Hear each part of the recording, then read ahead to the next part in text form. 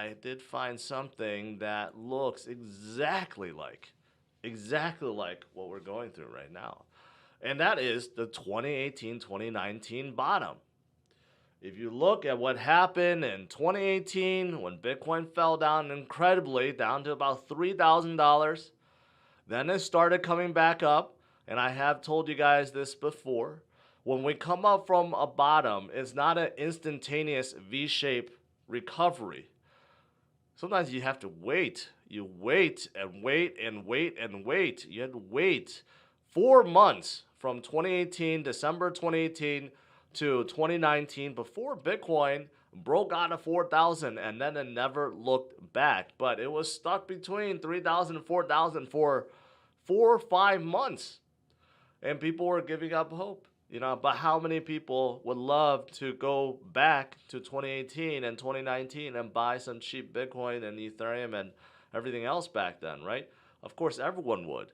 That's because we have the power of hindsight, which is never wrong. It's always 2020, right? But during the time, people were fearful.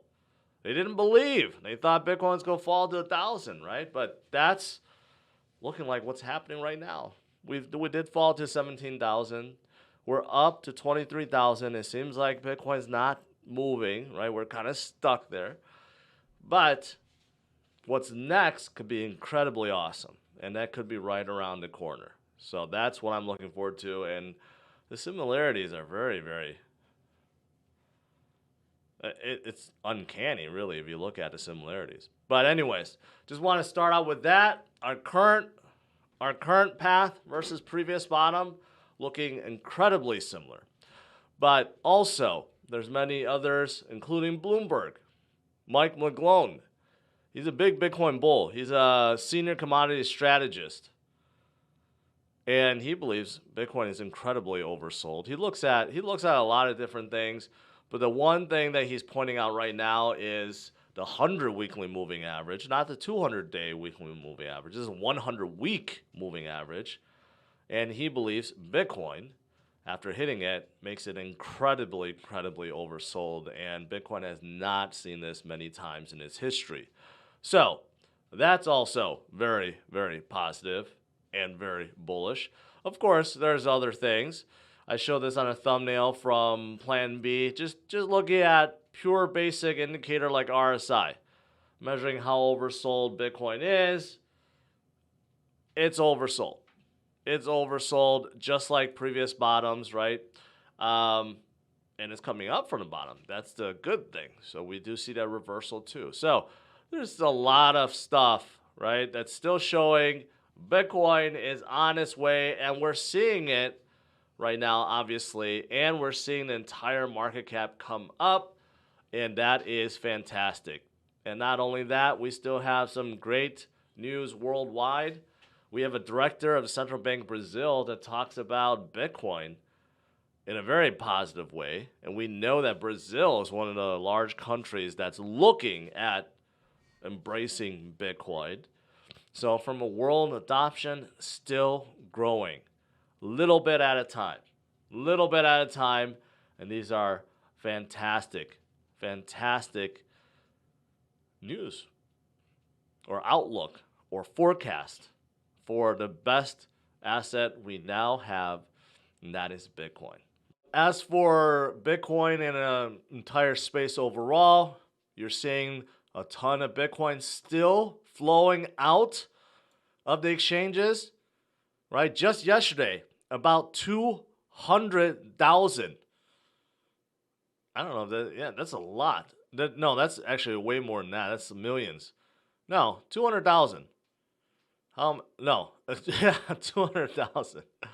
I don't know why I'm misinterpreting that. But 200,000 flew out of the exchanges. Ethereum, about 40 million. Tether, about 10 million, right? So overall net flow is in the negative, and that's what we want to see.